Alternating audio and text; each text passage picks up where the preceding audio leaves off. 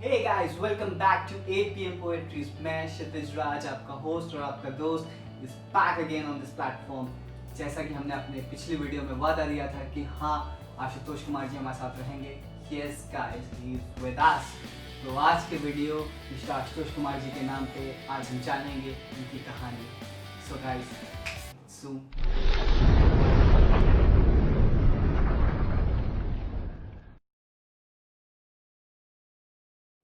सबसे पहले मैं आशु जी का स्वागत उन्हीं की दो पंक्तियों द्वारा करना चाहूँगा। पंक्तियाँ कुछ इस तरीके से हैं कि बीच दरिया में अगर डूबते को तिनके का सहारा ना हो, शायद वो नहीं बन सकता जो दिल से हारा ना हो। इसी के साथ मैं आशु जी से गुजारिश करूँगा कि वो अपने बारे में हमें कुछ बताएं, कुछ ये बताएं कि ये प्यार की शुरुआत कैसे हुई, ये शान सा रहने वाला व्यक्ति आज शायर कैसे। जी, मैं धन्यवाद देना चाहूँगा ढेर सारा क्षितिज जी को और आभार व्यक्त करना चाहूँगा @8PM पोएट्रीज का और उसकी टीम का, जिसने मुझे मौका दिया यहाँ पर आने का, मुझे अपने हुनर को बाहर निकालने का। कुछ चीज़ें जो मैं आपको और दर्शकों को बताना चाहूँगा कि मैंने आज तक कभी ओपन स्टेज पे परफॉर्म नहीं किया। यदि मैं कहीं गलती करता हूँ तो उसके लिए मैं पहले ही समय हंसना चाहूँगा। और अपना परिचय मैं खुद की दो पंक्तियों से करना चाहूँगा। पंक्तियाँ कुछ इस प्रकार हैं कि झूठी मुस्कान चेहरे पे क्या लाऊं, झूठी मुस्कान चेहरे पे क्या लाऊं, दिल से हारा हूं और अपने बारे में क्या बताऊं। वाह, आशु जी का शायराना अंदाज, दो पंक्तियों में ही सब कुछ कह डाला। आशु जी मेरे परम मित्र रह चुके हैं। कहीं ना कहीं हम दोनों एक दूसरे के बारे में बहुत कुछ जानते हैं। और अगर मैं कहूँ तो आशु जी का ये जो शायराना अंदाज है, ये कहीं ना कहीं हमारे ग्रेजुएशन के अंतिम वर्ष में आया था, जब हमारे दोस्तों के अलावा उनकी ज़िंदगी में किसी और का आगमन हुआ था। जी, खूब कहा क्षितिज जी आपने। मैं बताना चाहूँगा कि जो मेरा इश्क का परवान चढ़ा था वो ग्रेजुएशन के अंतिम वर्ष में चढ़ा था। तो उसी समय हमारे दोस्तों के बीच में मेरी तरफ से एक नए व्यक्ति का आगमन हुआ था और तब से ये शान सा रहने वाले व्यक्ति शायर हो गया। तो ज़्यादा समय न नष्ट करते हुए मैं आशु जी से गुजारिश करूँगा कि हमें वो इस सफ़रनामे की शुरुआत बताएं। ये प्यार, ये इश्क कैसे शुरू हुआ? अगर वो दो पंक्तियों द्वारा हमारे दर्शकों के सामने रखें तो बहुत ही अच्छा लगेगा। जी ज़रूर। मैंने जब इस इश्क की शुरुआत हुई थी हमारी, तो मैंने कुछ पंक्तियों में अपने प्यार को उतारने की कोशिश की थी और जिसे मैं कुछ पंक्तियों में पिरोया है। अगर ये आप तक पहुँचे क्षितिज जी, ये आप तक अगर पहुँचे तो मैं आपकी भी तालीम चाहूँगा और दर्शकों से भी चाहूँगा कि मुझे उनकी भी तालीम हासिल हो। और अगर उनको ये पंक्तियाँ अच्छी लगें तो मुझे भी सपोर्ट दें और साथ ही साथ @8PM को भी सपोर्ट करें। पंक्तियाँ कुछ इस प्रकार हैं कि जब देखा था पहली बार उसे, उठी दिल में एक बेचैनी थी, बात हुई, दोस्त बने, फिर शुरू हमारे इश्क की कहानी थी। था पसंद उसको वही जो मैं उससे कहता था, कपड़े भी वो वही पहन कर आती थी। मशवरा मिलता था उसे मुझसे दूर रहने का, वो उतने करीब मेरे आती थी। मशवरा मिलता था उसे मुझसे दूर रहने का, उतने करीब वो मेरे आती थी। जहर लगता था उसके दोस्तों को नाम मेरा, वो चीख कर उन्हें मेरा नाम बताती थी। देखो इन पक्षियों को कुछ ऐसा ढंग था उसका बोलने का, देखो इन पक्षियों को कुछ ऐसा ढंग था उसका बोलने का, देखो इस रणपीट के स्टेज को, इसके पीछे वो मिलने आती थी।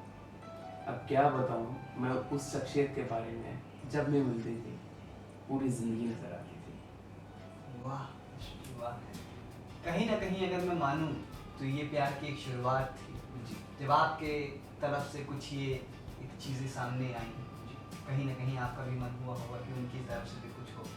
मेरा एक छोटा सा सवाल रहेगा आशु जी, आप बुरा मत मानिएगा। बिल्कुल। मेरे मन में एक हालात उठे हैं और मैं चाहता हूँ कि मैं आपके सामने प्रकट करूँ।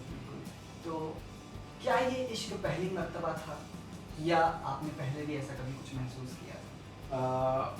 क्षितिज जी, जैसा आप कह रहे हैं कि आपको ये पहली बार हुआ या इसके पहले भी कभी हुआ था, तो मैं आपको बताना चाहूँगा कि ये चीज़ मुझे एक बारी हो चुकी है और जो प्यार के स्वरूप रह चुका है, लेकिन कुछ नादानी, कुछ बचपना और कुछ परिवार के डर की वजह से मैं इसे आगे नहीं ले जा सका। और जैसा कि पहले क्षितिज जी ने बताया कि ये अंतिम वर्ष में, ग्रेजुएशन के अंतिम वर्ष में शुरू हुआ, तो ये एक लंबा समय होता है जिसमें हम काफ़ी अच्छी समझ रखते हैं, अपने परिवार को समझा सकते हैं कि ये हमारे लिए अच्छा है। तो मैंने उसी के ऊपर कुछ पंक्तियाँ लिखी हैं, अगर आपकी इजाज़त हो तो मैं प्रस्तुत करना चाहूँगा। पंक्तियाँ कुछ इस तरह हैं कि बहुत समय बाद मुझे एक एहसास हो रहा था, कोई तो था जो मेरा खास हो रहा था। बहुत समय बाद मुझे ये एहसास हो रहा था, कोई तो था जो मेरा खास हो रहा था वो मुझसे दूर ज़रूर लेकिन मेरे पास हो रहा था। हाँ, शायद मुझे फिर से प्यार हो रहा था। हाँ, शायद मुझे फिर से प्यार हो रहा था। कहीं ना कहीं आपने मुझे भी अपनी पुरानी यादों में डाल दिया है आशु जी। फिर भी इसमें आगे बढ़ते हुए मेरा अगला जो सवाल रहेगा आपसे वो कुछ यूँ तरीके से रहेगा कि कई बार ऐसा भी हुआ था कि कॉलेज के दिनों में छुट्टियाँ पड़ा करती थी जी। और कहीं ना कहीं जब भी प्यार की शुरुआत है तो मैं समझ सकता हूँ कि मेरे साथ भी हुआ है। जब प्यार नया होता है तो उनका 2 दिन का भी जाना हमें बहुत कष्ट देता है। बिल्कुल। तो उस समय तो कभी लंबी छुट्टियाँ भी पड़ती थी हमारी, बिल्कुल। कभी गर्मी की छुट्टियाँ, कभी ठंड की छुट्टियाँ, जो कुछ नहीं कुछ तो महीनों भी चली जाती थी। बिल्कुल। उस समय जब ये ऐसा कुछ हुआ तो आपको कैसा लगा? कुछ आप 2 पंक्तियों में अगर हमें बताना चाहें तो कैसा लगा? क्षितिज जी, मैं बिल्कुल अपने विचार व्यक्त करना चाहूँगा। अब मैंने इसको कुछ पंक्तियों में पिरो रखा है, लेकिन उससे पहले कुछ चीज़ें कि हाँ, किसी को गवारा नहीं होता कि अगर आपका इश्क नया है तो आप उससे दूर रहें, उससे बिल्कुल भी जिससे आप बहुत प्यार करते हैं उससे बिल्कुल भी दूर नहीं रहना चाहते हैं, आप उसको क्षण भर के लिए नहीं छोड़ना चाहते हैं। तो उसी समय की बात है कि जब हम लोग के समर वेकेशंस हुए थे तो हम लोग को घर जाना था, तब वो मुझसे मिलने आए थे और मुझे साथ में हम लोग को काफ़ी टाइम हो गया था, तो हम लोग बैठ के बातें कर रहे थे। तो उसी दौरान मेरे जहन में कुछ पंक्तियाँ निकली और जिनको मैंने अपने डायरी में लिख लिया था, जिसको मैं अपने सामने रखना चाहूँगा। और पंक्तियाँ कुछ इस तरह हैं कि कुछ पल तो बैठ मेरे पास, तुझे जी भर निहार तो लूँ। कुछ पल तो बैठ मेरे पास, तुझे जी भर निहार तो लूँ। तू जाने वाला है दूर कहीं, तेरी तस्वीर नज़रों में उतार तो लूँ। कुछ पल तो बैठ मेरे पास, तुझे जी भर निहार तो लूँ। जाने वाला है तू दूर कहीं, तेरी तस्वीर नज़रों में उतार तो लूँ। नहीं होगा फिर उन जुल्फ़ों का साया, नहीं होगा फिर उन जुल्फ़ों का साया, इनको आखिरी बार सुलझा तो लूँ। यूँ तो वक्त हो चला है तेरे जाने का, थोड़ा समय तो दे, तुझे दूसरी बातों में उलझा तो लूँ। मत जा मुझे यूँ छोड़कर, मत जा मुझे यूँ छोड़कर, कुछ समय तो दे, तुझे मना तो लूँ। कुछ पल तो बैठ मेरे पास, तुझे जी भर निहार तो लूँ। काश कहीं ना कहीं मुझे ये अपने पुराने समय का याद दिलाती है और कहीं ना कहीं मुझे भी पता है अगर दर्शकों ने इसे सुना है तो वो भी कहीं ना कहीं अपने उस समय की याद कर लिए होंगे जब उन्हें भी ऐसा कुछ महसूस हुआ होगा। इनकी पंक्तियों ने आज मुझे भी उसी समय पे वापस ला खड़ा कर दिया है, पर क्योंकि हमें इसमें आगे बढ़ना है तो कहीं ना कहीं इसमें आगे बढ़ेंगे। जी आशु जी, आपने ये तो बता दिया कि आपको कैसा लगता था। अगर मैं कहीं ना कहीं कहूँ कि अगर मुझे उनके तर्ज से सोचना हो, ये तो आपने अपने तर्ज पे बता दिया था कि ऐसा है, लेकिन अगर मैं कहीं कहूँ कि उनके तर्ज से क्या बातें रही हैं, अगर आप लोग भी घर गए, कभी एक ऐसा समय आता था जी। जब आपकी बातें नहीं हो पाती होंगी, क्योंकि मेरे साथ भी ऐसा हुआ है, मेरे मन में सवाल प्रकट हुआ है कि ऐसा कुछ आप लोग के साथ भी तो रहा ही होगा। घर परिवार और भी चीज़ें रहती हैं जब हम ये बातें नहीं कर पाते। उस समय उनकी तरफ से या आपकी तरफ से क्या था, अगर इनको भी आप कुछ पंक्तियों द्वारा पेश करें तो? बिल्कुल। मैं बताना चाहूँगा, जब हम लोग समर वेकेशन की छुट्टियों में घर पर थे तो परिवार की वजह से कई बारी हम लोग एक दिन 2 दिन, कई बारी हमारे हफ्ते भर भी हो जाते थे, जिसकी वजह से हम लोग बात नहीं कर पाते थे। तो मुझे उसकी वजह से कई बार ताने भी सुनने को मिले हैं। तो मेरी जो अगली पंक्तियाँ हैं मैंने उनकी साइड से लिखने की कोशिश की है।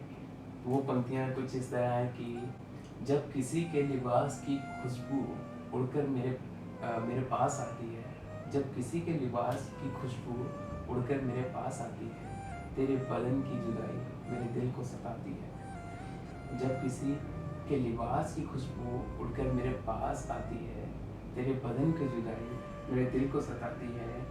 तेरी याद मेरे दिल को रुला जाती है, तेरे इत्र की खुशबू मेरे दिल को बहुत सताती है। तेरे बिन मुझे एक पल चैन भी नहीं आता। तेरे बिन एक पल मुझे चैन भी नहीं आता। मेरे बिन तुझे नींद कैसे आ जाती है। वाह। ये इन दोनों समक्षों के बीच की बात रही। कहीं ना कहीं ये शायद हमें भी उन समयों में लेके वापस जा रहा है। इसी के साथ मैं आगे बढ़ूंगा। आशु जी, हमने कहीं ना कहीं ऐसा सुना है, हम दोनों एक ही ग्रेजुएशन में रहे हैं, तो हमने कहीं ना कहीं ये चीज़ें देखी भी हैं, कहीं ना कहीं हमने अपनी पर्सनल लाइफ में भी ये चीज़ें देखी हैं कि हमारे कुछ मित्रों ने भी किया है। मेरा सवाल रहेगा कि कई कभार ऐसा हुआ था कि लोग इश्क में, प्यार में, उसे मैं नादानी समझूँ या जो भी हो, लेकिन लोगों ने गलत पदार्थों का इस्तेमाल किया, गलत चीज़ों का पान करना शुरू कर दिया, शराब सिगरेट जैसी चीज़ों को भी अपने समक्ष रखा। अगर इस समक्ष में अगर आपसे कहूँ तो आपकी क्या सोच रहेगी? पहली चीज़ क्षितिज जी, मैं जो आपके सामने और दर्शकों के सामने रखना चाहूँगा वो ये है कि शराब, सिगरेट्स, ये सारी चीज़ें हमारी सेहत के लिए हानिकारक हैं, तो इनसे जितना दूर रहा जा सके उतना अच्छा है। और रही बात शराब सिगरेट्स की, तो ये केवल किताबों में, शायरियों में, गानों में, इनमें सुनने में अच्छा लगता है। इनको रियल लाइफ से जितना दूर रखा जा सके उतना हमारे लिए ज़्यादा अच्छा होगा। कहीं ना कहीं मैं आपकी पूरी सहमति रखूँगा इसमें आशु जी। मुझे भी अपने दर्शकों से निवेदन रहेगा कि शराब, सिगरेट, इन सबको सिर्फ और सिर्फ शायरियों, किताबों और गानों में रहने दें। इन्हें असल ज़िंदगी में ना ही उतारें। ये हमारे परिवार को बर्बाद कर देती है, कहीं ना कहीं हमें खुद भी। तो आपसे एक रिक्वेस्ट रहेगी, कभी नहीं इसे अपनी ज़िंदगी में लाएं। इसी के साथ मैं आगे बढ़ूँगा। आशु जी, आपके पास जी ज़रूर। ये किस्सा उस समय का है जब हम लोग घर पे थे और मेरे दिमाग में कुछ नहीं आ रहा था, मैं भी ब्लैंक आउट हो गया था एकदम से, मेरे पास भी कुछ बचा नहीं था, मुझे समझ नहीं आ रहा था मैं क्या करूँ। तब उस समय मैंने कुछ पंक्तियाँ लिखी थी जो इस कदर हैं कि था मैं हिसाब का बहुत पक्का, फिर भी लोग मेरे प्यार का हिसाब करने लगे। कदर भी हमने लोगों की इतनी की कि लोग हमें मतलबी समझने लगे। थी वो ज़रूर एक शराब की जैसी, थी ज़रूर वो एक शराब की जैसी जिसे हमने कभी छुआ भी नहीं। फिर एक दिन उसे नज़र भर हमने देख क्या लिया। फिर एक दिन उसे नज़र भर हमने देख क्या लिया। लोग हमें शराबी समझते। यूँ तो बात हो गई शराब पे। और जैसा कि हमने पहले ही कहा था कि ये शायरियों में ही अच्छी लगती है, तो कहीं ना कहीं ये शायरी के शब्दों में आने के बाद बहुत ही अच्छी लग रही हैं। हाँ, इसे अपनी असल ज़िंदगी में मत लाइएगा। इसी के साथ आज का सफ़रनामा मैं यहीं ख़त्म करना चाहूँगा। हम अगली वीडियो में फिर से पेश करेंगे आशु जी के साथ, ताकि हम उनके आगे की कहानी को सुन सकें। ये तो तर्ज रहा इनका, अभी तो उनकी भी कहानी सुननी बाकी है। अभी तो सुनना है कि ये इश्क अपने फरमान पे कैसे गया और उसके आगे क्या हुआ। और जैसा कि मैंने पहले भी कहा है, ईशान से रहने वाला व्यक्ति आज शायर कैसे बन गया। मिलते हैं अगले वीडियो में, तब तक के लिए